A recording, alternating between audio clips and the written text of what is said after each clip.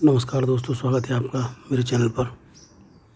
आज मैं आपके लिए लेके आया हूँ रीट का मॉक टेस्ट 2। और यदि ये मॉक टेस्ट आपको अच्छा लगता है तो इसको लाइक करिए, शेयर करिए और सब्सक्राइब करिए।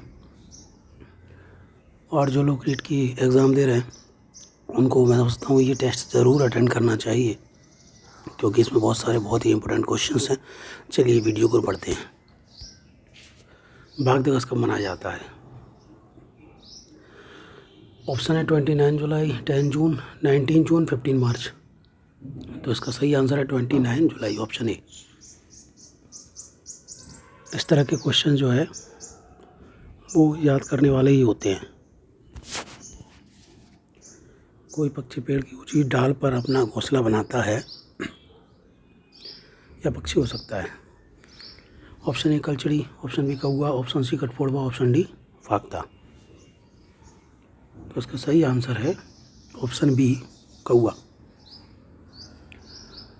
कलचड़ी जो है वो अपना घोंसला पत्थरों के बीच बनाती है, फाख्ता झाड़ियों के बीच बनाता है और पेड़ के तने में छेद करके कठफोड़वा अपना घोंसला बना लेता है।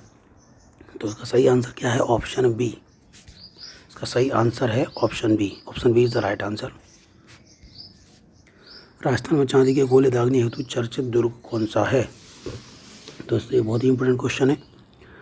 ये क्वेश्चन बार बार राजस्थान के कई एग्जाम में आया है। आपके ऑप्शन है लोहागढ़ दुर्ग, ऑप्शन बी जूनागढ़ दुर्ग, ऑप्शन सी चूरू का दुर्ग और ऑप्शन डी गागरोन का किला। दोस्तों इसका सही आंसर है ऑप्शन सी चूरू का किला। चूरू जो है 1947 से पहले बीकानेर जिले का ही हिस्सा था और 1857 के विद्रोह के दौरान यहाँ के शासक अंग्रेज़ों के खिलाफ हो गए और उसके बाद अंग्रेज़ों की सेना और बीकानेर की संयुक्त सेना ने इन पर हमला किया।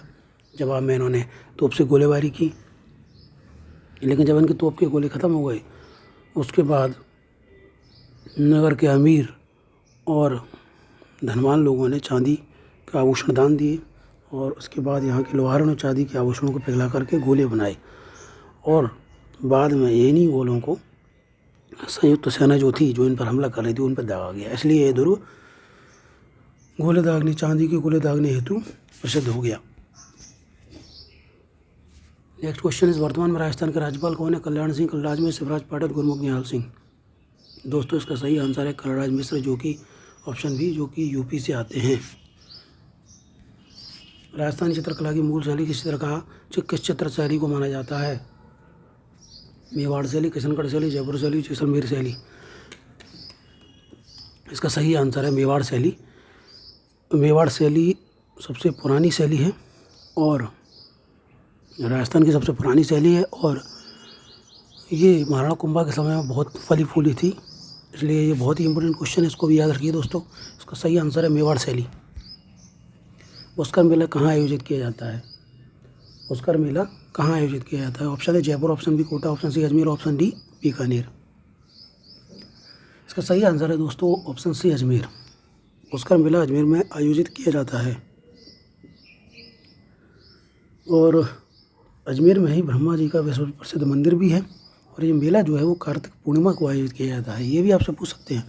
तो इसका सही आंसर है कि ये आयोजित किया जाता है अजमेर में और कार्तिक पूर्णिमा के दिन आयोजित किया जाता है। समाज के परिवार में ऐसे व्यक्ति कौन कहलाते हैं जो रक्त संबंध, विवाह, भावनाओं आदि से एक दूसरे से जुड़े हुए हैं? ए ऑप्शन है दोस्त, ऑप्शन बी रिश्तेदार, ऑप्शन सी पति और ऑप्शन डी उपरोक्त में से कोई नहीं। तो इसका सही आंसर क्या है दोस्तों? ऑप्शन बी रिश्तेदार। जल जनित रोग हैं। जल जनित रोग क्या हैं? जल से उत्पन्न रोग कौन से हैं? ऑप्शन ए अतिसार, ऑप्शन बी छोटी मात्रा, ऑप्शन सी मस्तिष्क ज्वर, ऑप्शन डी रक्त अल्पता। तो इसका सही आंसर है दोस्तों ऑप्शन ए अतिसार। हमको पता है छोटी मात्रा जो है वो विषाणु से होती है और मस्तिष्क ज्वर है वो जीवाणुओं से होता है और रक्त जो अल्पता होती है वो लोहे की कमी के कारण होती है। तो इसका सही आंसर है दोस्तों ऑप्शन ए अतिसार। हमारे देश का सबसे बड़ा राष्ट्रीय उद्यान है। ये भी बहुत ही इंपॉर्टेंट क्वेश्चन है दोस्तों, इसको भी याद रखिए। ऑप्शन ए जो है इसका ऑप्शन है पेरियार राष्ट्रीय उद्यान, ऑप्शन बी हेमिस राष्ट्रीय उद्यान, ऑप्शन सी रणथंभौर राष्ट्रीय उद्यान, ऑप्शन डी कानाकसली राष्ट्रीय उद्यान। देखिए इसका सही आंसर है हेमिस राष्ट्रीय उद्यान, जो कि लद्दाख में है। बाकी के राष्ट्रीय उद्यान इससे बड़े नहीं हैं। पेरियार राष्ट्रीय उद्यान केरला में है, रणथंभौर राष्ट्रीय उद्यान राजस्थान में है, कानाकसली जो है मध्य प्रदेश में है। लेकिन सबसे बड़ा राष्ट्रीय उद्यान हेमिस राष्ट्रीय उद्यान है, जो कि लद्दाख में है। इसलिए इसका सही आंसर है ऑप्शन बी। IUCN संबंधित है। IUCN किनसे संबंधित है? IUCN दोस्तों, इसके आपके ऑप्शन दिए हुए हैं, वो क्या दिए हुए हैं? आपके ऑप्शन है ग्रीन डाटा बुक से, रेड डाटा बुक से, वाइट डाटा बुक से और या फिर ब्लैक डाटा बुक से। बेसिकली दोस्तों IUCN होता क्या है? International union for conservation of nature, यानी कि नेचर के संरक्षण के लिए काम करता है। और यहाँ पर जो है इसका संबंध किससे है? रेड डाटा बुक से है। रेड डाटा बुक में क्या होता है? जो भी संकट में जो जीव जंतु हैं या फिर पौधों की प्रजातियाँ हैं, उनका रिकॉर्ड रखा जाता है। इसलिए यहाँ पर सही आंसर क्या है? Option B, red data book से। Option B is the right answer. अंतरिक्ष में उड़ान भरने वाला पहला भारतीय कौन था? कल्पना चावला, सुनीता विलियम्स, राकेश शर्मा, उपरोक्त में से कोई नहीं। तो इसका सही आंसर है दोस्तों राकेश शर्मा। राकेश शर्मा जो है वो पहले भारतीय थे जो अंतरिक्ष में गए थे, और ये 1984 में गए थे, और इनके साथ कुछ रूसी यात्री भी थे। पारिस्थितिक तंत्र का उदाहरण क्या है? वायु, जल, मृदा, तालाब। तो जो है वायु, जल और मृदा, जो option A, option B, option C जो है वो क्या है? इसके अजैविक घटक हैं पारिस्थितिक तंत्र के। और पारिस्थितिक तंत्र में दोनों घटक होते हैं, जैविक घटक और अजैविक घटक। तो यहाँ पर जो है इसका सही आंसर होगा वो होगा तालाब, क्योंकि तालाब में दोनों हैं, जैविक घटक भी हैं और अजैविक घटक भी हैं। इसका ये आंसर है ऑप्शन डी। उत्तर पश्चिम रेलवे का मुख्यालय स्थित है कहाँ पर है? अजमेर, उदयपुर, जयपुर या बीकानेर। तो इसका सही आंसर जो है वो है दोस्तों ऑप्शन सी, जयपुर। और इसके 4 मंडल भी हैं, जयपुर, बीकानेर, अजमेर और जोधपुर। तो इसका सही आंसर जो है वो है हमारा ऑप्शन सी, जयपुर। राज्य में एशिया की सबसे बड़ी ऊन मंडी है जोधपुर, बीकानेर, अजमेर या पाली। तो इसका सही आंसर है दोस्तों, ये भी बहुत इंपॉर्टेंट क्वेश्चन है दोस्तों, कई बार एग्जाम्स में पूछा गया है, तो इसको भी ध्यान रखिए दोस्तों। ये इसका सही आंसर है ऑप्शन बी, बीकानेर। राष्ट्रीय बाल श्रम उन्मूलन प्राधिकरण की स्थापना कब की हुई थी? तो ऑप्शन है 26 सितंबर 1994, 25 अक्टूबर 1995, 10 जनवरी 1992 या फिर 22 जून 1996। तो इसका सही आंसर है दोस्तों 26 दिसंबर 1994। बेसिकली बाल श्रम उन्मूलन प्राधिकरण, बाल श्रम का मतलब है कि छोटे छोटे बच्चों से पहले काम कराया जाता था ढाबों पर, रेस्टोरेंट पर, कारखाने वगैरह में।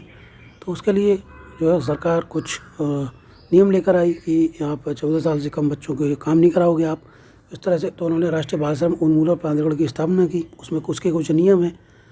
कुछ बच्चों को 14 साल से कम बच्चों को छूट भी दी गई, जैसे फिल्म इंडस्ट्रीज़ वगैरह में, या फिर अपने परिवार घर में आप काम कर सकते हो, लेकिन बाहर रेस्टोरेंट, कारखाने, इस तरह से आप काम नहीं कर सकते हो। तो इस तरह से उन्होंने एक प्राधिकरण बना दिया, जो कि 26 सितंबर 1994 को बनाया था। चाय में चाय पत्ती छानने की विधि है, चाय में से चाय पत्ती छानने की जो विधि है वो क्या है? ऑप्शन है चालन, ऑप्शन बी निस्तारण, ऑप्शन सी निस्चंदन या ऑप्शन डी अवसादन। देखिए चालन हमको पता है ये क्या होता है, जब रेत में से कंकड़ पत्थर को छानते हैं तो वहाँ हम चालन यूज़ करते हैं। अवसादन क्या होता है? ठोस द्रव के मिश्रण को कुछ समय के लिए इस तरह छोड़ दिया जाता है, जब द्रव ऊपर आ जाता है ठोस नीचे चला जाता है, इसको अवसादन कहते हैं। निस्तारण क्या है? या निथारना एक ही बात है। निस्तारण निथारना एक ही बात है। इसमें क्या करते हैं, जो अवसादित मिश्रण होता है उसके द्रव को बिना हिलाए दूसरे बर्तन में डाल लेते हैं, तो उसको निस्तारण या निथारण कहते हैं। और निस्चंदन क्या होता है? निस्चंदन का मतलब छानना होता है। तो यहाँ पर जो है चाय में से चाय पत्ती को छानने की विधि क्या है? ऑप्शन सी निस्चंदन। इसका क्या आंसर होगा? निस्चंदन। निस्चंदन मतलब छानना। Option C is the right answer. राष्ट्रीय पेड़ कौन सा है? पेड़ की अगर हम बात करते हैं, ऑप्शन ए पीपल, ऑप्शन बी आम, ऑप्शन सी बरगद, ऑप्शन डी नीम। ये भी क्वेश्चन बार बार पूछा जाता है दोस्तों, इसको याद रखिए, बहुत ही इंपॉर्टेंट क्वेश्चन है। तो राष्ट्रीय पेड़ कौन सा है? राष्ट्रीय पेड़ है हमारा बरगद। बरगद हमारा क्या होगा? राष्ट्रीय पेड़ होगा। और इसका कभी कभी क्या करते हैं, इसका एक साइंटिफिक नेम भी पूछ लेते हैं, वो क्या है हमारा? फिकस BENGHA बेंगा LENSIS। तो उसको इसका जो साइंटिफिक नेम भी पूछ लेते हैं, वो हमारा क्या है, फिकस बेंगालेंसिस। फिकस बेंगालेंसिस भी पूछते हैं, मतलब बरगद की जगह फिकस बेंगालेंसिस लिख देंगे जिससे कि आप कंफ्यूज हो जाएं।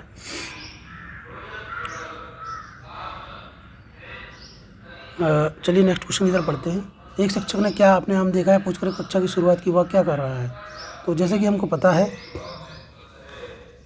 हम दो तरह के जो है असेसमेंट पढ़े हैं, एक फॉर्मेटिव एक असेसमेंट, एक समेटिव असेसमेंट। तो फॉर्मेटिव असेसमेंट और समेटिव असेसमेंट की में जो है फॉर्मेटिव असेसमेंट जो होता है मतलब अधिगम के लिए मूल्यांकन, उसमें कुछ एक्टिविटी इन्वॉल्व रहती हैं जैसे कि क्वेश्चंस क्लासरूम में क्वेश्चन आंसर पूछना या फिर क्विज़ या अदर एक्टिविटीज़। तो वो सारी किस में आती हैं, फॉर्मेटिव असेसमेंट या अधिगम में आती हैं। और एक होता है हमारा समेटिव असेसमेंट। समेटिव असेसमेंट में क्या होता है, जैसे कि कोर्स के बाद या यूनिट की बात करते हैं जो कि प्रमोशन या ग्रेडिंग के लिए किया जाता है। तो यहाँ पर जो है शिक्षक क्या कर रहा है, प्रश्न पूछ रहा है, तो यहाँ पर इसका सही आंसर क्या होगा, अधिगम के लिए मूल्यांकन, मतलब फॉर्मेटिव असेसमेंट की बात हो रही है यहाँ पर। तो ऑप्शन बी जो है वो क्या होगा, राइट आंसर होगा। कौन सी रणनीति विद्यालय में पर्यावरण जागरूकता के लिए छात्रों की मानसिकता को बदल सकती है, खेल के माध्यम से, पाठ्यक्रम के माध्यम से, परीक्षाओं के माध्यम से या उपरोक्त में से कोई नहीं। तो इसका सही आंसर होगा दोस्तों खेल के माध्यम से।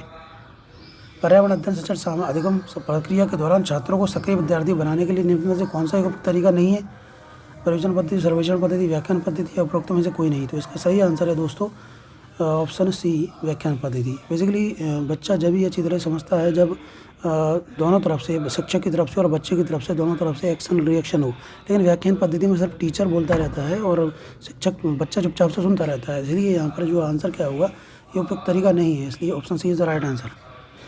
पर्यावरण की 5 ई में से निम्न में से कौन सा शामिल नहीं है।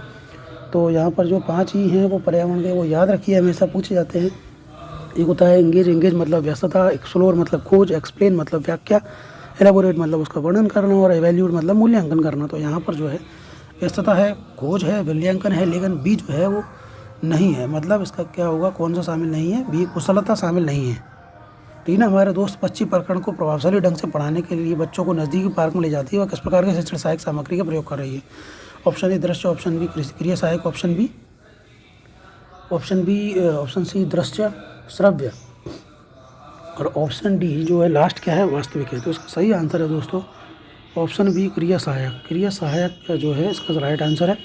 क्रिया सहायक जो एक्टिविटी होती है उसमें उद्यान का भ्रमण करना, संग्रहालय का भ्रमण करना, ऐतिहासिक स्थानों का भ्रमण करना आदि शामिल होते हैं। तो यहाँ पर जो है वो क्रिया सहायक का प्रयोग कर रही है। Option B is the right answer. प्राथमिक स्तर पर पर्यावरण शिक्षण निम्न में से किस सूत्र का पालन नहीं करना चाहिए। ये भी बहुत अच्छा क्वेश्चन है दोस्तों।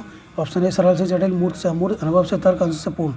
तो इसका सही आंसर है दोस्तों अंश से पूर्ण। अंश से पूर्ण का हमें पालन नहीं करना चाहिए, बल्कि पूर्ण से अंश का पालन करना चाहिए। पहले बच्चे को आप पेड़ बताइए, उसके बाद उसकी डालियाँ बताइए, पत्तियों के बारे में बताइए। ऐसा नहीं कि पहले आप पत्तियों के बारे में बताइए, फिर पेड़ उसके जो तने होते हैं उसके बारे में, फिर पेड़ के बारे में। तो हमें बेसिकली पूर्ण से अंश का पालन करना चाहिए, अंश से पूर्ण का पालन नहीं करना चाहिए। तो इसका राइट आंसर जो है ऑप्शन डी है। कौन सा ISO प्रमाणन पर्यावरण प्रबंधन प्रणाली से संबंधित है।